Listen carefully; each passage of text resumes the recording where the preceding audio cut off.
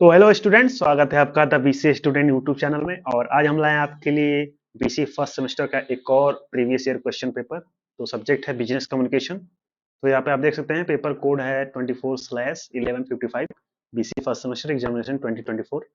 Fourth paper है business communication. और pattern आपको जानते ही हैं, 2 घंटे का पेपर होता है और टोटल 75 मार्क्स का होता है, जिसमें 3 सेक्शन होते हैं, सेक्शन ए, सेक्शन बी और सेक्शन सी। यहाँ पे आप देख सकते हैं सेक्शन ए में टोटल 5 क्वेश्चन होते हैं, जिसमें से टोटल आपको ऑल 5 क्वेश्चन करने होते हैं। तो यहाँ पे आप देख सकते हैं 5 क्वेश्चन दिए हुए हैं। सेक्शन बी में आपको टोटल 8 क्वेश्चन मिलते हैं, जिसमें से आपको केवल 5 क्वेश्चन करने होते हैं। ईच क्वेश्चन 5 मार्क्स के होते हैं, यानी कि टोटल 25 मार्क्स का सेक्शन बी होता है आपका। और सेक्शन ए 2 मार्क्स के ईच होते हैं। टोटल 5 क्वेश्चन हैं, तो आपका टोटल 10 मार्क्स का हो जाता है सेक्शन ए। सेक्शन सी में आपको टोटल 4 क्वेश्चन मिलते हैं, जिसमें से आपको केवल 2 ही करने होते हैं। एक क्वेश्चन 20 मार्क्स का होता है, तो आपका 40 मार्क्स का टोटल सेक्शन सी हो जाता है। तो यहाँ पे आप देख सकते हैं सेक्शन सी 40 मार्क्स का है, सेक्शन बी 25 मार्क्स और सेक्शन ए 10 मार्क्स। तो टोटल आपका हो जाता है 75 मार्क्स। तो चलिए इसका सोल्यूशन देखते हैं। सेक्शन ए से स्टार्ट करते हैं, जो कि है very short answer type question. जिसमें से आपको जिसमें आपको आंसर केवल 50 वर्ड्स में ही लिखने होते हैं, ज्यादा बड़ा नहीं लिखना होता है, क्योंकि क्वेश्चन होता है। तो चलिए, communication is a to way process explain. तो आपको ये एक्सप्लेन करना है कि communication is a to way process है। तो चलिए सॉल्यूशन वाले पीडीएफ पे चलते हैं और यहाँ पे देखते हैं communication is a to way process को कैसे एक्सप्लेन करेंगे। तो यहाँ पे आप देख सकते हैं एक्सप्लेन किया गया है communication is a two process because it involves both sender and receiver. जैसा कि आप जानते होंगे, कम्युनिकेशन में 2 लोग इन्वॉल्व होते हैं, एक सेंडर और रिसीवर। इसलिए हम इसे टू वे प्रोसेस करते हैं, क्योंकि sender delivers the message and the receiver provides feedback to complete the communication cycle, ensuring mutual understanding. तो एक सिंपल सी डिफिनेशन है कम्युनिकेशन क्यों टू वे प्रोसेस है। तो ये आप लिख सकते हैं। दूसरा क्वेश्चन है enlist some barriers to effective communication. तो इफेक्टिव कम्युनिकेशन के कुछ बैरियर्स हैं, उनकी लिस्ट हमें बनानी है। तो यहाँ पे आप देख सकते हैं barriers to effective communication includes, सबसे पहला बैरियर्स है लैंग्वेज डिफरेंसेस, यानी सेंडर और रिसीवर के बीच में लैंग्वेज डिफरेंसेस होंगे, तो ये एक बैरियर है इफेक्टिव कम्युनिकेशन के लिए। दूसरा है लैक ऑफ क्लैरिटी, क्लैरिटी नहीं रहेगी तभी ये भी बैरियर कहलाएगा। Emotional disturbance, noise, cultural differences, poor listening skills, ये सारे हैं बैरियर्स टू इफेक्टिव कम्युनिकेशन कहलाती हैं। This barriers disturb the exchange of information. तो ये जो बैरियर्स हैं ये डिस्टर्ब कर देते हैं एक इंफॉर्मेशन के एक्सचेंज को बिटवीन सेंडर एंड रिसीवर। तीसरा क्वेश्चन है what is mock interview, briefly explain. तो मॉक इंटरव्यू क्या होता है उसे एक्सप्लेन करना है ब्रीफली। तो यहाँ पे आप देख सकते हैं mock interview is a practice interview. Mock interview क्या होता है? प्रैक्टिस इंटरव्यू होता है that simulate a real job interview, जो कि रियल इंटरव्यू की तरह होता है। It helps candidate prepare. ये मॉक इंटरव्यू हेल्प करता है कैंडिडेट को, ताकि वो प्रिपेयर कर सके for the actual interview by improving there communication, confidence and response two questions. तो ताकि एक्चुअल इंटरव्यू के लिए वो प्रिपेयर हो सके, उसके लिए मॉक इंटरव्यू कराया जाता है। What do you mean by a business letter? तो क्वेश्चन नंबर 4 है what do you mean by business letter. तो बिजनेस लेटर के बारे में हम लोग डिटेल में पढ़ चुके हैं क्वेश्चन चैप्टर नंबर 4 और 5 में। बिजनेस लेटर होता है क्या है? सबसे पहले business letter is a formal document होता है use for professional communication. Professional communication के लिए बिजनेस लेटर एक फॉर्मल डॉक्यूमेंट की तरह काम करता है। And it is written to address specific business matters such as inquiries, proposals and complaints, job application। इन सारी चीजों के लिए बिजनेस लेटर लिखा जाता है। एक बेसिक डेफिनेशन है बिजनेस लेटर की। क्वेश्चन नंबर 5 है how can you right an appropriate resume, briefly describe. तो अप्रोप्रिएट रिज्यूमी कैसे हम लिखते हैं उसको ब्रीफली डिस्क्राइब करना है। तो जैसा कि आप जानते होंगे, हम लोगों ने रिज्यूमे के बारे में भी डिस्कस किया था डिटेल में। तो यहाँ पे आप देख सकते हैं to write an appropriate resume include your personal details. सबसे पहले तो हम अपनी पर्सनल डिटेल्स इंक्लूड करते हैं रिज्यूमे में। फिर उसके बाद एजुकेशनल बैकग्राउंड, दूसरी चीज। तीसरी चीज वर्क एक्सपीरियंस, यदि कोई वर्क एक्सपीरियंस है तो अपने रिज्यूमे में वर्क एक्सपीरियंस को भी इंक्लूड करते हैं। उसके बाद स्किल्स, क्या क्या स्किल्स हैं आपकी, achievements and reference. Keep it concise, ये सारी जो चीजें हम इंक्लूड करें उनको कॉन्साइज वे से रखना है, ऑर्गेनाइज करके रखना है, and tailor to the job role. तो ये सारी चीजें आती हैं अप्रोप्रिएट रिज्यूमे लिखने के लिए। सेक्शन बी अब स्टार्ट होता है। यहाँ से सेक्शन ए कंप्लीट होता है, जिसमें टोटल 5 क्वेश्चन है और पांचों हमने सॉल्व कर लिए। अब सेक्शन बी स्टार्ट होता है, शॉर्ट आंसर टाइप क्वेश्चन है। इसमें टोटल आपको 8 क्वेश्चन मिलते हैं, इसमें से केवल 5 करने रहते हैं। तो चलिए शुरू करते हैं क्वेश्चन नंबर 1 से। क्वेश्चन नंबर 1 यहाँ पे what are the different forms of communication. तो कम्युनिकेशन के डिफरेंट फॉर्म्स के बारे में आपको लिखना है। तो यहाँ पे आंसर देख सकते हैं कैसे लिखा हुआ। Communication can categorise into verbal communication, non verbal communication और विजुअल कम्युनिकेशन। जहाँ वर्बल कम्युनिकेशन क्या होता है, इन्वॉल्व्स स्पोकन और written words such as conversation और ईमेल। वर्बल कम्युनिकेशन की ये सिंपल सी डिफिनेशन है, आप चाहे तो और थोड़ा और डिफाइन कर सकते हैं। दूसरा टाइप ऑफ कम्युनिकेशन या फॉर्म ऑफ कम्युनिकेशन कर सकते हैं, वो है नॉन वर्बल कम्युनिकेशन। इसमें क्या होता है, गेस्चर्स यूज होते हैं, gestures, body language, facial expressions and eye contact to convey message. यानी कि बिना वर्ड, बिना कुछ बोले जो कम्युनिकेशन होती है वो नॉन वर्बल कम्युनिकेशन कराती है, बिना वर्ड्स के, लाइक गेस्चर्स, बॉडी लैंग्वेज और facial expression and eye contact to convey message. तीसरा फॉर्म ऑफ कम्युनिकेशन है विजुअल कम्युनिकेशन। विजुअल कम्युनिकेशन में क्या होता है, इमेज, चार्ट, डायग्राम, वीडियोस, ये सारी चीजों का यूज करके हम लोग इंफॉर्मेशन को एक जगह से दूसरी जगह सेंड करते हैं to present information clearly using images, chart, diagram and videos. तो ये विजुअल कम्युनिकेशन कहलाता है। तो ये कुछ डिफरेंट फॉर्म्स ऑफ कम्युनिकेशन हुए, वर्बल, नॉन वर्बल और विजुअल।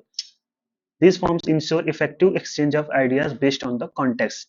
तो ये जो फॉर्म्स ऑफ कम्युनिकेशन है, इफेक्टिव एक्सचेंज ऑफ आइडियाज हैं बेस्ड ऑन द कंटेक्स्ट। चलिए क्वेश्चन नंबर 2 देखते हैं, सेक्शन बी का। वो है what are the objective of self development. Self development के ऑब्जेक्टिव्स क्या हैं, उनके बारे में आपको लिखना है। तो यहाँ पे आप देख सकते हैं आंसर में, the primary objective of self development are to enhance personal and professional skills. यानी कि पर्सनल और प्रोफेशनल स्किल्स को इनहेंस करना सेल्फ डेवलपमेंट का ऑब्जेक्टिव है। इम्प्रूव कम्युनिकेशन, ताकि अपनी कम्युनिकेशन एबिलिटीज को इम्प्रूव किया जा सके, ये भी सेल्फ डेवलपमेंट का ऑब्जेक्टिव है। अचीव गोल्स, गोल्स को अचीव करना। Boost self confidence, self confidence को भी बूस्ट करना भी सेल्फ डेवलपमेंट का ऑब्जेक्टिव है। It also focus on overcoming weakness, weakness को कम करना, building strength and adopting a positive mindset to grow in a life and work. तो एक बेसिक सा ऑब्जेक्टिव है सेल्फ डेवलपमेंट का। एक बार फिर से पढ़ देते हैं। द प्राइमरी ऑब्जेक्टिव, यानी कि प्राथमिक ऑब्जेक्टिव क्या है सेल्फ डेवलपमेंट का, are to enhance personal and professional skills, improve communication abilities, achieve goals, and boost self-confidence. It, it also focus on overcoming weaknesses, building strength, and adopting a positive mindset to grow in the life and work. तो ये एक basic answer है इस question का। चलिए question number 3 देखते हैं। Question number 3 है what is mean by body language, explain in brief. तो बॉडी लैंग्वेज क्या होता है, उसका क्या अर्थ है, इसको ब्रीफली एक्सप्लेन करना है। तो चलिए इसका आंसर देखते हैं। Body language refers to non verbal communication, यानी कि नॉन वर्बल कम्युनिकेशन, एक body language non verbal communication की तरह है, through gestures, postures and facial expression, eye contact. तो ये कुछ ये तरीके हैं बॉडी लैंग्वेज के, gesture, posture, facial expressions and eye contact. It reveal emotions and attitude without words, यानी बिना शब्दों के आपके इमोशंस और एटीट्यूड को दर्शाता है body language. It reveals emotions and attitudes without words.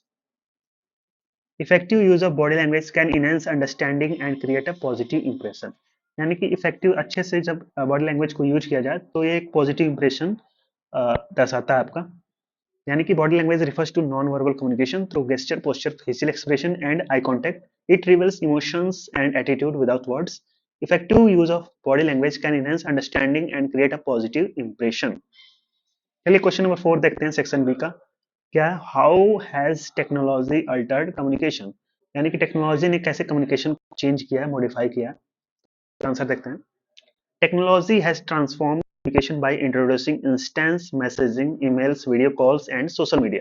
तो टेक्नोलॉजी ने कम्युनिकेशन को ट्रांसफॉर्म कर दिया है, कैसे? By introducing instance messaging apps जो होते हैं उनसे, ईमेल से, वीडियो कॉल से एंड सोशल मीडिया से। तो ये कुछ नई टेक्नोलॉजिकल एडवांसमेंट हैं जो कि कम्युनिकेशन को इनहेंस करती हैं, ट्रांसफॉर्म कर देती हैं। It had made it has made global communication faster and more accessible. तो इस टेक्नोलॉजी ने ग्लोबल कम्युनिकेशन को क्या किया है, फास्टर बना दिया है एंड मोर एक्सेसिबल बना दिया। How ever it has also reduce personal interaction, हालांकि इसने पर्सनल इंटरेक्शन को भी कम कर दिया है, क्योंकि लोग अब बहुत दूर दूर तक फोन से या इस,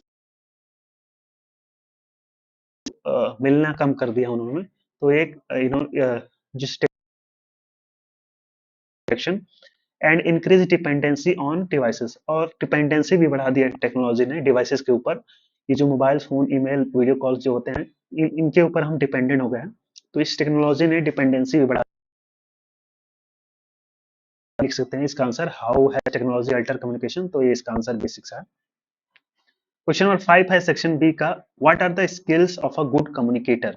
तो गुड कम्युनिकेटर की क्या क्या स्किल्स होती हैं उसके बारे में लिखना है आपका। तो यहाँ पे आंसर देख सकते हैं, की skills of a good communicator includes, यानी कि कुछ स्किल्स यहाँ पे हैं जो गुड कम्युनिकेटर के पास होती हैं। क्या पहले है एक्टिव लिसनिंग। एक्टिव लिसनिंग सबसे पहले स्किल्स आती है गुड कम्युनिकेटर के बीच में। अच्छे से सुनना, एक्टिवली सुनना, गुड लिसनिंग है एक्टिव लिसनिंग। क्लियर आर्टिकुलेशन, यानी कि क्लियर आर्टिकुलेशन होना चाहिए। Empathy, confidence and adaptability and a positive attitude, ये कुछ स्किल्स हैं गुड कम्युनिकेटर की, यहाँ पे आप देख सकते हैं। These skills ensure the message is effectively delivered and understood by the audience. तो ये स्किल्स इंश्योर करती हैं कि मैसेज इफेक्टिवली डिलीवर हो रहा है and understand by the audience, और ऑडियंस के द्वारा अंडरस्टैंड यानी समझ में आ रहा है। तो ऐसे आप लिख सकते हैं, what are the skills of good communicator. The key skills of the good communicator includes active listening, clear articulation, empathy, confidence, adaptability, and positive attitude. These skills ensure the message is effectively delivered and understood by the audience. तो आपको question number section B में question total 8 question मिलेंगे, जिसमें से 5 करना रहेगा और 5 हमने सॉल्व कर लिया। तो चलिए जो नेक्स्ट 3 क्वेश्चंस रिमेनिंग है उनको भी देख लेते हैं। छठा क्वेश्चन यहाँ पे है, right an application for applying for a job in insurance company for a post of executive officer. तो यहाँ पे application for applying a job, यहाँ पे आपको एप्लीकेशन लिखना है, यानी कि लेटर लिखना है जॉब के लिए, फॉर इंश्योरेंस कंपनी। पोस्ट क्या है, एग्जीक्यूटिव में पढ़ चुके हैं 5 में। जैसा कि आप जानते होंगे, सबसे पहले हम यहाँ पे सेंडर एड्रेस लिखते हैं, जो इस लेटर को लिख रहा होता है उसको। फिर दूसरे नंबर पे हम लिखते हैं डेट, यानी कि जिस डेट को ये लेटर या एप्लीकेशन लिखा जा रहा है। उसके नीचे हम लिखते हैं तीसरे नंबर पे रिसीवर एड्रेस, यानी रिसीवर जिसको ये लेटर लिखा जा रहा है उसके बारे में डेट में ब्रीफली डिफाइन करते हैं एक लाइन में, उसे हम सब्जेक्ट बोलते हैं। इसके बाद हम सैल्यूटेशन स्टार्ट करते हैं और अपना मैसेज की बॉडी स्टार्ट कर देते हैं, और लास्ट में हम लोग क्लोजिंग करते हैं अपना नाम लिख के। तो ये कुछ स्टेप्स होते हैं एप्लीकेशन या लेटर लिखने के लिए, बिजनेस लेटर लिखने के लिए। तो क्वेश्चन नंबर 6 में क्या कहा गया, right an application for applying for a job in insurance company for the post of executive officer. तो एग्जीक्यूटिव ऑफिसर की पोस्ट के लिए इंश्योरेंस कंपनी में आपको applying for a job application लिखना है। तो इसका आंसर यहाँ पे देख सकते हैं आप। सबसे पहले अपना एड्रेस, अपना नाम यहाँ पे, और अपना एड्रेस पूरा रहेगा सबसे पहले, यहाँ पे देख सकते हैं। यहाँ पे अपना नाम लिखेंगे आप, एड्रेस, एग्जैक्ट एड्रेस लिखेंगे, और सेकंड नंबर पे डेट लिखेंगे, यानी जिस डेट को आप ये लेटर लिख रहे हैं वो डेट लिखेंगे यहाँ पे। उसके बाद तीसरे नंबर पे लिखेंगे रिसीवर एड्रेस, यानी जिसको ये लेटर आप लिख रहे हैं, एप्लीकेशन लिख रहे हैं, HR department, insurance company, MG road, new Delhi, ये सारे एड्रेस है। इसके बाद फोर्थ होता है सब्जेक्ट, यानी कि लेटर के बारे में लिखते हैं आप। ये पहला था अपना अपने बारे में डिटेल, सब्जेक्ट, और पांचवें नंबर पे हम सैल्यूटेशन लिखते हैं। सैल्यूटेशन यानी कि जिसको लिख रहे हैं उसको एक पोलाइटली एड्रेस करना। यहाँ पे देख सकते हैं डियर हायरिंग मैनेजर को लिख रहे हैं। और यहाँ पे छठवें नंबर पे आपकी बॉडी स्टार्ट होती है, यानी कि एक्चुअल मैसेज यहाँ से हम लिखना स्टार्ट करते हैं। और लास्ट में क्लोजिंग, सिंसियरली, अपना नाम यहाँ पे फिर से लिखते हैं। यहाँ पे सिग्नेचर होता है ताकि पता चले आप ही ने लिखा है। तो ये कंप्लीट एप्लीकेशन है जॉब के लिए। यहाँ पे देख सकते हैं बॉडी में क्या लिखा गया है, I am writing to apply for the executive officer position at X Y Z insurance company as advertise with a bachelor's degree in business administration and over 5 years of experience in the insurance sector. I am confident in my skills and expertise to contribute effectively to your esteemed company. I am keen to utilize my leadership, management, and analytical skills to excel in this role. Enclosed with this letter is my resume for your consideration. I look forward to the opportunity to discuss my application in more detail. Sincerely, यहाँ पे अपना नाम। तो ये एक basic सा application for a job है, ऐसे लिखते हैं। सबसे पहले sender address, date, receiver address, subject, salutation, body और क्लोजिंग लास्ट में। तो यहाँ पे क्वेश्चन नंबर 6 सॉल्व हो चुका है कंप्लीटली। क्वेश्चन नंबर 7 पे चलते हैं। क्वेश्चन नंबर 7 है, what do we understand by multimedia, यानी कि मल्टीमीडिया से आप क्या समझते हैं उसके बारे में लिखिए। तो यहाँ पे आंसर देख सकते हैं आप, multimedia refers to the use of multiple forms of media, यानी कि मल्टीमीडिया क्या है, use of multiple forms of media है। सच एज क्या है, सबसे पहले text, images, audio, video and animation. तो ये सारी जो मीडिया है इनका यूज करके हम लोग मल्टीमीडिया एक साथ बोलते हैं। टू प्रेजेंट इंफॉर्मेशन, यानी कि ये जो फॉर्म्स ऑफ मल्टी मीडिया हैं जैसे टेक्स्ट, इमेजेस, ऑडियो, वीडियो और एनिमेशन, इनका यूज करके हम जब इंफॉर्मेशन को प्रेजेंट करते हैं तो वही मल्टीमीडिया कहलाता है। तो वही सेम चीज लिखी हुई है, multimedia animation to present information. It enhance communication by making content more engaging and interactive. तो ये इनहेंस करती है कम्युनिकेशन को, कैसे?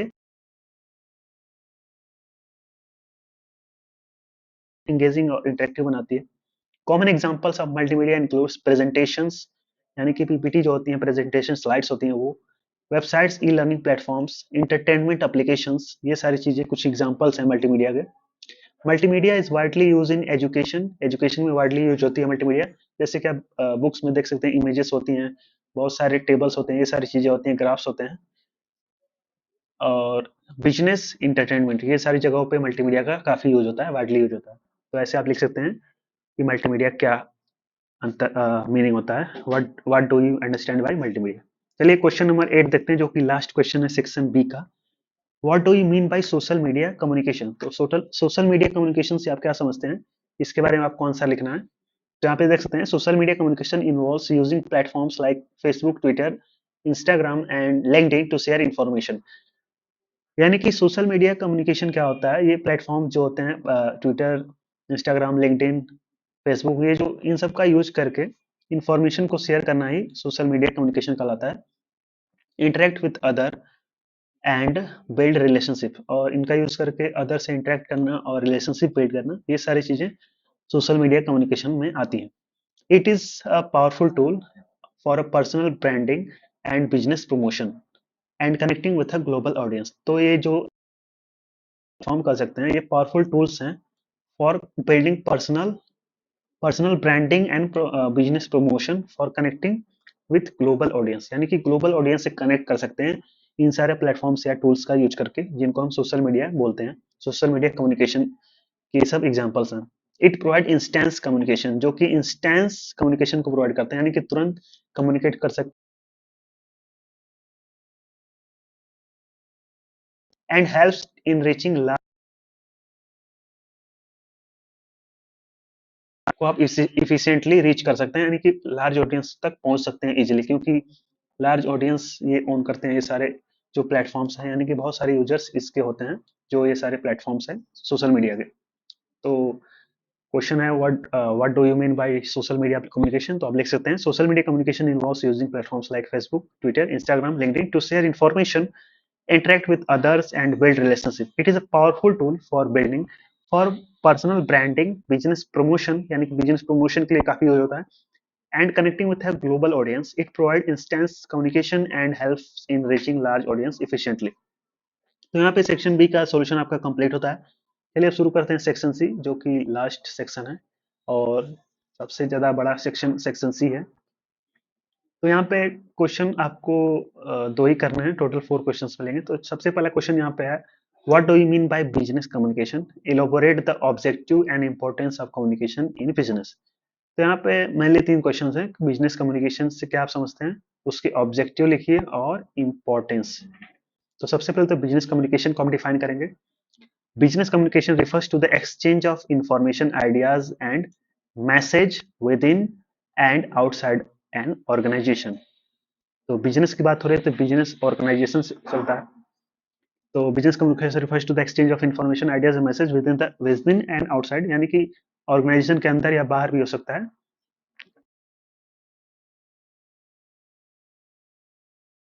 Verbal and non verbal form of communication, यानी कि वर्बल और नॉन वर्बल दोनों हो सकता है, such as reports, meetings, emails and presentation. तो ये बेसिक डिफिनेशन है बिजनेस कम्युनिकेशन कम्युनिकेशन। सबसे पहला ऑब्जेक्टिव है बिजनेस कम्युनिकेशन का, to share information clearly and effectively. तो बिजनेस कम्युनिकेशन का सबसे पहला ऑब्जेक्टिव यही है कि इंफॉर्मेशन को शेयर किया जाए क्लियरली और इफेक्टिवली। दूसरा ऑब्जेक्टिव है टू बिल्ड रिलेशनशिप, यानी कि रिलेशनशिप बिल्ड करना विथ स्टेक होल्डर्स के बीच में। तीसरा ऑब्जेक्टिव है बिजनेस कम्युनिकेशन का, to motivate employees and improve productivity, यानी कि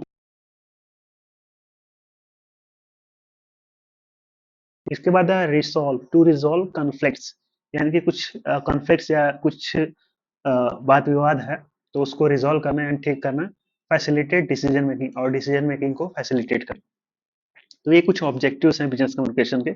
चाहे तो आप इनको भी डिफाइन कर सकते हैं सारे को थोड़ा सा और डिटेल में। अब हम चलते हैं इंपॉर्टेंस ऑफ बिजनेस कम्युनिकेशन के बारे में।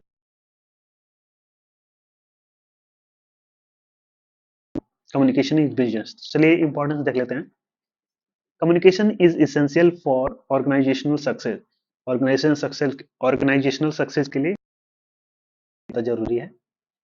It ensure smooth workflow and collaboration among teams, यानी कि ये इंश्योर करती है स्मूथ वर्क फ्लो हो एंड कोलाबोरेशन हो अमंग टीम, यानी टीम मेंबर्स जो होंगे उनके बीच में कोलाबोरेशन होना चाहिए। Effective communication helps to build trust, यानी कि इफेक्टिव कम्युनिकेशन हेल्प करती है to build trust, trust build करने में with customers, enhancing the brand reputation, और ब्रांड की रेपुटेशन को भी इनहेंस करती है। It plays a vital role in negotiation, crisis management and achieving long term business objective, और ये वाइटल रोल यानी कि इंपॉर्टेंट रोल प्ले करती है निगोशिएशन में, क्राइसिस मैनेजमेंट में और लॉन्ग टर्म बिजनेस ऑब्जेक्टिव को अचीव करने में। In the digital age, communication strategies determine the competitiveness of a business in a global market. तो इस डिजिटल एज में कम्युनिकेशन स्ट्रेटेजी क्या डिटरमाइन करते हैं? Competitiveness of business in the global market, यानी कि ग्लोबल मार्केट में कम्पिटिटिवनेस ऑफ बिजनेस को डिटरमाइन कर देती हैं कम्युनिकेशन स्ट्रेटेजीज। तो ये इंपॉर्टेंस है। तो ये पहले क्वेश्चन का सोल्यूशन है जिसमें हमने देखा बिजनेस कम्युनिकेशन क्या होता है, उसका ऑब्जेक्टिव और इंपॉर्टेंस। अब क्वेश्चन नंबर 2 पे चलते हैं। क्वेश्चन नंबर 2 है what do you understand by group discussion. तो सबसे पहला तो ग्रुप डिस्कशन के बारे में आपको लिखना है, एक्सप्लेन इट्स इंपॉर्टेंस, फिर इंपॉर्टेंस लिखना है। तो यही दो चीज लिखना है हमें। तो चलिए ग्रुप डिस्कशन की डिफिनेशन सबसे पहले लिखते हैं। ग्रुप डिस्कशन, जिसको हम जीडी भी बोलते हैं, is a structured form of interaction where participants share ideas, perspective and solution on a specific topic. यानी कि ग्रुप डिस्कशन क्या है? एक स्ट्रक्चर्ड फॉर्म ऑफ इंटरेक्शन है, इंटरेक्शन है कुछ लोगों के बीच में, ग्रुप ऑफ पीपल्स के बीच में, वेयर पार्टिसिपेंट्स यानी कि जो पार्टिसिपेट कर रहे हैं इस डिस्कशन में, आइडियाज को शेयर करते हैं, शेयर आइडियाज यानी कि एक दूसरे से आइडियाज शेयर करते हैं, अपने पर्सपेक्टिव बताते हैं, and solution on a specific topic, यानी कि वो एक स्पेसिफिक टॉपिक पे डिस्कस करते हैं और अपने अपने सोल्यूशन को प्रोवाइड करते हैं, यानी कि इंटरेक्ट करते हैं एक दूसरे से। It is widely use in organisation, organisation में ये वाइडली यूज होता है for a brainstorming, problem solving and decision making, यानी ये तीन चीजों की वजह लिए ग्रुप डिस्कशन होता है, यानी कि ब्रेन स्टॉर्मिंग यानी कि किसी प्रॉब्लम को सॉल्व करने के लिए ग्रुप डिस्कशन किए जाते हैं, यानी कि सबके पॉइंट ऑफ व्यू देखा जाता है और बेस्ट सोल्यूशन को इम्प्लीमेंट किया जाता है। और डिसीजन मेकिंग में भी काफी इंपॉर्टेंट होता है ग्रुप डिस्कशन का रोल, क्योंकि बहुत सारे ऑर्गेनाइजेशन स्टेक होल्डर सहमति होगी, सबके आइडियाज और पर्सपेक्टिव जानने के बाद ही कुछ डिसीजन मेकिंग किया जा सकता है। तो डिसीजन मेकिंग में ग्रुप डिस्कशन काफी ज्यादा इंपॉर्टेंट प्ले रोल करते हैं। यहाँ पे हमने ग्रुप डिस्कशन क्या होता है उसको देख लिया। अब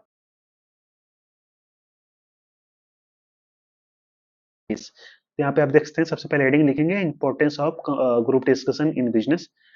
सबसे पहला इंपॉर्टेंस है आइडिया शेयरिंग। आइडिया शेयरिंग क्या होता है? Group discussion encourage diverse opinion leading to innovation solution, innovative solution. तो जैसा कि हमने इसकी डेफिनेशन में देखा था, जो पार्टिसिपेंट होते हैं अपने आइडियाज को शेयर करते हैं, तो इम्पोर्टेंस भी इसका यही है कि आइडिया शेयरिंग होता है इसमें, इंकरेज करता है सबको डाइवर्स ओपिनियन लेने के लिए। सबके अलग अलग ओपिनियन होंगे, तो diverse opinion leading to innovative solution, innovative solution को लीड करने के लिए काफी जरूरी है ग्रुप डिस्कशन। दूसरा इंपॉर्टेंस है team building. It strengthen teamwork and collaboration skills, team building के लिए भी काफी जरूरी है ग्रुप डिस्कशन। तीसरा है decision making. Businesses can use group discussion to make inform decision based on multiple view point. तो मल्टीपल व्यू पॉइंट जो पार्टिसिपेंट है वो रखेंगे अपना, उसके अकॉर्डिंग या उसके हिसाब से डिसीजन मेकिंग के लिए काफी यूजफुल होता है ग्रुप डिस्कशन। इसके बाद है conflict resolution. It provide a platform to resolve misunderstanding amicably, यानी कि मिसअंडरस्टैंडिंग जब कुछ हो गई रहेगी इन लोगों के बीच में, तो ग्रुप डिस्कशन के थ्रू वो रिजॉल्व हो सकती है। तो कॉन्फ्लिक्ट रिजोल्यूशन के लिए भी काफी जरूरी है ग्रुप डिस्कशन। लास्ट है skill assessment. Group discussion is often use in recruitment process to evaluate communication, leadership and analytical skills, यानी कि रिक्रूटमेंट प्रोसेस में भी काफी ज्यादा इंपॉर्टेंस प्ले रोल करती है group discussion.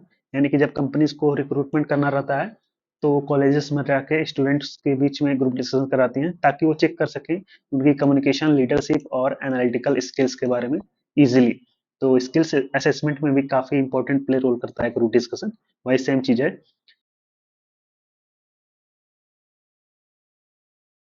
Communication, leadership and analytical skills create a dynamic environment that foster creativity, mutual respect and making them indispensable for modern businesses। तो ये सारी चीजें हैं, क्रिएटिविटी और म्यूचुअल रिस्पेक्ट क्रिएट करता है, इंडिस्पेंसेबल फॉर मॉडर्न बिजनेसेस, जो कि काफी जरूरी होते हैं। तो ये दूसरा क्वेश्चन का सोल्यूशन हो चुका है।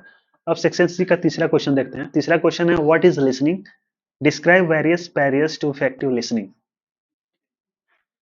तो सबसे पहले तो आपको लिसनिंग के बारे में लिखना है कि लिसनिंग क्या होती है, फिर उसके बाद वेरियस बैरियर्स बैरियर्स के बारे में लिखना है, और हाउ दे ओवरकम, और कैसे ओवरकम किया जा सकता है उसके बारे में लिखना है। तो सबसे पहले तो हम लिसनिंग की डेफिनेशन लिखेंगे यहाँ पे, बेसिक सी definition. Listening is the active process of receiving, interpreting and responding to spoken और रिटन मैसेजेस। यानी कि लिसनिंग क्या है, एक एक्टिव प्रोसेस है किसकी, रिसीविंग, इंटरप्रेटिंग और रिस्पॉन्डिंग टू स्पोकन और रिटन मैसेजेस। यानी कि तीन स्टेप है इसमें। पहले तो रिसीव करना इंफॉर्मेशन को, उसको इंटरप्रेट करना, समझना, एक्टिव लिसनिंग टू स्पोकन और रिटन वर्ड, यानी कि कोई बोल रहा है लेकर। It involves understanding the speakers message, यानी कि स्पीकर को मैसेज को समझना ये इन्वॉल्व करती है, एंड प्रोवाइड अप्रोप्रिएट फीडबैक, और अप्रोप्रिएट फीडबैक प्रोवाइड करना, ये सारी चीजें लिसनिंग में आती हैं। अब देखते हैं बैरियर्स टू इफेक्टिव लिसनिंग। तो बैरियर्स यानी कि रुकावटें, कुछ परेशानियां जो होती हैं इफेक्टिव लिसनिंग में, क्या क्या है। सबसे पहला फिजिकल बैरियर। तो फिजिकल बैरियर्स में क्या क्या आता है आप यहाँ पे देख सकते हैं, नॉइज, पुअर अकॉस्टिक्स और टेक्निकल इश्यूज। तो ये सारी चीजें आती हैं फिजिकल बैरियर्स में। इसके बाद है साइकोलॉजिकल बैरियर, जो कि इफेक्टिव लिसनिंग के लिए एक बैरियर है। साइकोलॉजिकल बैरियर में आता है प्रेजुडाइज, स्ट्रेस और लैक ऑफ फोकस, ये सारी चीजें आती हैं साइकोलॉजिकल बैरियर में। इसके बाद तीसरा बैरियर इफेक्टिव लिसनिंग का है लैंग्वेज बैरियर। लैंग्वेज बैरियर्स में आपका आता है डिफरेंट एक्सेंट्स और अनफेमिलियर टर्म्स, ये सारी चीजें आती हैं लैंग्वेज बैरियर में। इसके बाद है कल्चरल बैरियर। कल्चरल बैरियर यानी कि डिफरेंसेस इन कम्युनिकेशन स्टाइल्स और नॉर्म्स, यानी कम्युनिकेशन की स्टाइल चेंज होने, उनमें डिफरेंस होना और नॉर्म्स में डिफरेंसेस होना, ये कल्चरल बैरियर में आता है। लास्ट है interruptions, distraction cause by multitasking और इन्वायरमेंटल फैक्टर्स, यानी कि यदि मल्टीटास्किंग कोई व्यक्ति कर रहा है और कुछ इन्वायरमेंट फैक्टर्स आते हैं तो वो सारी चीजें आती हैं इंटरप्शन में। ये भी एक बैरियर है, बैरियर टाइप ऑफ बैरियर है इफेक्टिव कम्युनिकेशन के लिए। तो हमने बैरियर्स देख लिए हैं। सबसे पहले हमने लिसनिंग देखा क्या होता है, इसके बारे में हमने barrier, various types of barriers देखे इफेक्टिव लिसनिंग के। अब लास्ट है हाउ कैन दे ओवरकम, यानी कि इनको कैसे ओवरकम किया जा सकता है, इनसे कैसे बचा जा सकता है उसके बारे में लिखना है। यहाँ पे देख सकते हैं उसका आंसर यहाँ पे है, overcoming barriers to enhance listening one should, यानी कि इन बैरियर्स को ओवरकम करने के लिए ये सारी चीजें करना जरूरी है। क्या क्या है, सबसे पहला है maintain focus and avoid distraction. तो फोकस करना जरूरी है, फोकस को मेंटेन करना जरूरी है और डिस्ट्रैक्शन को अवॉइड करना पड़ेगा। दूसरी चीज है develop empathy and be open minded, और एम्पैथी को डेवलप करना पड़ेगा और हमेशा ओपन माइंडेड रहना पड़ेगा। इसके बाद है तीसरा है यूज क्लैरिफाइंग क्वेश्चंस, यानी कि क्वेश्चंस आपके क्लैरिफाइंग क्वेश्चंस होने चाहिए टू इंश्योर अंडरस्टैंडिंग, ताकि ये इंश्योर हो सके कि आप अच्छे से समझ रहे हैं। इसके बाद है create a conducive environment for communication. तो आपको कंडीसिव इन्वायरमेंट क्रिएट करना पड़ेगा फॉर कम्युनिकेशन के लिए। यूज क्लैरिफाइंग, ये हो गया create a conducive environment for communication.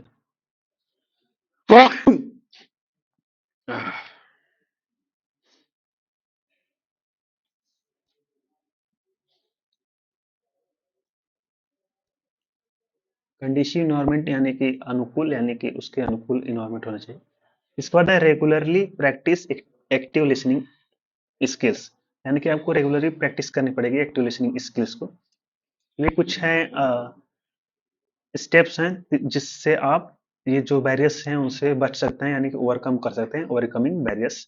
Effective listening strengthen relationship, यानी कि इफेक्टिव लिसनिंग जो होती है आपके रिलेशनशिप को मजबूत बनाती है। इम्प्रूव प्रोडक्टिविटी, यानी प्रोडक्टिविटी को इम्प्रूव करती है। एंड रिड्यूस मिसअंडरस्टैंडिंग, मिसअंडरस्टैंडिंग को रिड्यूस करती है। Making it a critical skill in personal and professional life, यानी कि पर्सनल और प्रोफेशनल लाइफ के लिए काफी जरूरी स्किल है, क्रिटिकल स्किल है। तो यहाँ पे क्वेश्चन नंबर 3 यहाँ पे कंप्लीटली सॉल्व हो चुका है। इसमें 3 पार्ट्स थे। पहला तो था लिसनिंग की डिफिनेशन, तो इसको हमने यहाँ से यहाँ पर लिखा। उसके बाद various types of barriers to effective communication, उसके बारे में हमने यहाँ लिखा। आप चाहे तो इसको थोड़ा और डिफाइन कर सकते हैं हर एक बैरियर को। इसके बाद लिखा हाउ कैन दे ओवरकम, यानी कि जो बैरियर्स हैं इनको कैसे ओवरकम किया जा सकता है, इनसे कैसे बचा जा सकता है, उनके बारे में हमने यहाँ पे लिखा। और लास्ट में छोटा सा कंक्लूजन लिखा। Effective listening strengthen relationship, improve productivity and reduce misunderstanding, making it a critical skill in personal and professional life. Section C का लास्ट क्वेश्चन है, question number 4, what is internet, describe the merits and demerits of internet. तो सबसे पहले internet के बारे में लिखना है, इंटरनेट क्या होता है, उसकी मेरिट्स और डिमेरिट्स लिखना है।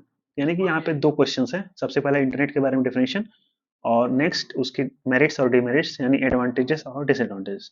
तो चलिए शुरू करते हैं इसका आंसर। तो आंसर यहाँ पे देख सकते हैं आप, internet is a global network. सबसे पहले ये बेसिक सी डिफिनेशन क्या है इंटरनेट की, it is a global network of interconnected computers, यानी कंप्यूटर्स का इंटरकनेक्टेड होना, और उन्हीं के नेटवर्क को हम लोग इंटरनेट बोलते हैं। Internet is the global network of interconnected computers that allows the exchange of information, communication and access to resources। जो कि इंटरनेट क्या अलाउ करता है, एक्सचेंज ऑफ इंफॉर्मेशन, कम्युनिकेशन और एक्सेस टू रिसोर्सेज बीच। It has revolutionize every aspect of modern life, और इसने revolutionise कर दिया है एवरी एस्पेक्ट ऑफ लाइफ, यानी कि हर एक सेक्टर में इसने रिवोल्यूशनाइज कर दिया एस्पेक्ट ऑफ मॉडर्न लाइफ। तो ये हो गया इंटरनेट के बारे में। अब इसके मेरिट्स और डिमेरिट्स के बारे में लिखेंगे हम। सबसे पहले मेरिट्स यहाँ पे देख सकते हैं, मेरिट्स ऑफ इंटरनेट, यहाँ पे हेडिंग सबसे पहले लिखेंगे, और जितने भी मेरिट्स के बारे में आप जानते हैं वो सारी चीजें लिखेंगे। सबसे पहले एक्सेस टू इंफॉर्मेशन, ये सबसे पहली मेरिट है इंटरनेट की। Provide instance access to knowledge and resource world wide, यानी कि वर्ल्ड वाइड में जितने भी रिसोर्स हैं और नॉलेज है आपको इंस्टेंटली प्रोवाइड कर देता है इंटरनेट। एक्सेस टू इंफॉर्मेशन, ये सबसे पहला मेरिट है। दूसरा मेरिट है कनेक्टिविटी, इंटरनेट के थ्रू आप कनेक्ट हो सकते हैं। Facilitate communication through email, social media and video conferencing, इन सारे जरिए से आप इंस्टेंटली कम्युनिकेट या कनेक्ट कर सकते हैं किसी से भी। तो ये दूसरा मेरिट है इंटरनेट का। तीसरा मेरिट देख सकते हैं यहाँ पे, convenience, offer online shopping, banking and entertainment, यानी कि इंटरनेट के थ्रू आप ऑनलाइन शॉपिंग या बैंकिंग या एंटरटेनमेंट ये सारी चीजें कर सकते हैं। बहुत ही सुविधाजनक है, कन्वीनियंस है। बैठे बैठे आप शॉपिंग कर सकते हैं, बैंकिंग का काम कर सकते हैं, पैसा विड्रॉ या डिपॉजिट कर सकते हैं, इंटरटेनमेंट कर सकते हैं मोबाइल के थ्रू। तो ये सारी चीजें भी इंटरनेट के ही जरिए संभव हुई हैं। कन्वीनियंस ये दूसरा तीसरा मेरिट है। इसके बाद है education, enables e learning platforms and remote education, internet के जरिए ही एजुकेशन में भी रिवॉल्यूशनाइज एडवांसमेंट हुए हैं, जैसे ई लर्निंग प्लेटफॉर्म्स लॉन्च हुए हैं। रिमोट एजुकेशन, यानी कि जहाँ एजुकेशन, यानी कि स्कूल कॉलेजेस खोलना मुश्किल है, वहाँ पे ई लर्निंग प्लेटफॉर्म्स ज़्यादा यूजफुल होते हैं। तो एजुकेशन में भी काफ़ी ज़्यादा एडवांटेज है इंटरटेनमेंट का।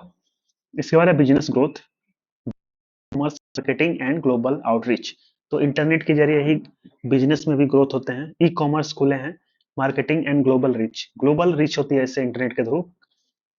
जैसे कि आप जानते हैं अमेजोन, फ्लिपकार्ट, ये सारी चीजें हैं जिन्होंने ग्लोबल रीच बनाई है अपनी इंटरनेट के जरिए ही। ये तो एडवांटेजेस यानी कि मेरिट्स हो गए इंटरनेट के। अब देखते हैं डीमेरिट्स ऑफ इंटरनेट। सबसे पहला डीमेरिट है cyber threat, risk of hacking, fishing और डेटा थेफ्ट, यानी कि जो डेटा आपका इंटरनेट पे है उसका चोरी हो जाना, फिशिंग, हैकिंग, हैक हो जाना, यानी कि कंट्रोल दूसरे के हाथ में चला जाना। ये डीमेरिट्स ऑफ इंटरनेट में, जिसको हम साइबर थ्रेट्स बोलते हैं। दूसरा डीमेरिट है इंटरनेट का addiction, over use leads to reduce productivity and social isolation, यानी कि इंटरनेट का एडिक्शन हो जाने से सोशल आइसोलेशन हो जाता है, यानी कि आप उसी में रह जाते हैं और सोशल इंटरेक्शन कम कर लेते हैं। रिड्यूस प्रोडक्टिविटी हो सकती है इससे। तो यही सारी चीजें डीमेरिट ऑफ इंटरनेट में आती हैं। तीसरा है मिस इन्फॉर्मेशन। जैसा कि हमने देखा था, बहुत ही फास्टेस्ट इंफॉर्मेशन को शेयर करता है, जिससे एडवांटेज भी है वो डिसएडवांटेज भी हो सकता है, क्योंकि मिस इन्फॉर्मेशन को भी बहुत ही जल्दी से स्प्रेड ऑफ फॉल्स और मिसलीडिंग कंटेंट, यानी कि मिसलीडिंग कंटेंट है उसको भी बहुत ही फास्ट तरीके से स्प्रेड कर सकता है, जिससे कुछ भी अनहोनी हो सकती है। तो मिस इन्फॉर्मेशन के लिए भी काफी ज्यादा डिसएडवांटेज है इंटरनेट। इसके बाद privacy issues. Personal data is vulnerable to misuse, यानी कि पर्सनल डेटा जब इंटरनेट पर रहेगा कोई भी आसानी से उसको यूज कर सकता है, मिस यूज कर सकता है उसका। तो प्रिवासी इश्यूज आ सकते हैं इंटरनेट में। इसके बाद health concerns. Prolong screen time can affect physical and mental wellbeings. तो हेल्थ कंसर्न्स भी आते हैं इंटरनेट के। प्रोलॉन्ग यानी कि ज्यादा समय तक स्क्रीन टाइम पे व्यतीत करना, यानी कि अफेक्ट फिजिकल और मेंटल वेलबींग, यानी कि फिजिकल और मेंटल वेलबींग को अफेक्ट कर सकता है इंटरनेट। तो ये कुछ एडवांटेजेस और डिसएडवांटेजेस थे इंटरनेट के। The internet is a double-edged sword. While it offers immense benefits, responsible uses and cybersecurity measures are essential to mitigate its drawback. यानी कि इंटरनेट एक डबल एज स्वॉर्ड है, यानी कि जो तलवार होती है उसकी तरफ एक ही मुंह होता है, लेकिन जो इंटरनेट है उसके दोनों तरफ, यानी कि इसके एडवांटेजेस भी हैं और डिसएडवांटेजेस भी हैं।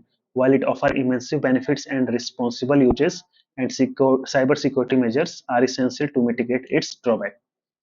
तो ये था क्वेश्चन नंबर 4 का सोल्यूशन। यहाँ पे देख सकते हैं सबसे पहले इंटरनेट की डेफिनेशन, उसके मेरिट्स और डेमेरिट्स। तो यहाँ पे सेक्शन सी कंप्लीटली सॉल्व हो चुका है, हमने पूरा सॉल्यूशन देख लिया है। उम्मीद है आपको सारे क्वेश्चंस समझ में आए होंगे, इनका सोल्यूशन समझ में आया होगा।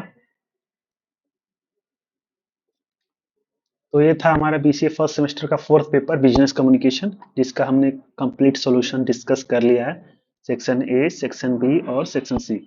आप पूरा क्वेश्चंस देख सकते हैं सेक्शन इस प्रीवियस ईयर क्वेश्चन पेपर का, और खुद से सॉल्व करने की कोशिश कर सकते हैं यहाँ से। ये सेक्शन ए है, सेक्शन बी है और सेक्शन सी है। तो यहाँ पे वीडियो कंप्लीट होता है। तो चलिए मिलते हैं नेक्स्ट वीडियो में किसी और paper question paper previous year question paper के डिस्कशन के साथ। तो चलिए मिलते हैं नेक्स्ट वीडियो में, तब तक के लिए ओके बाय।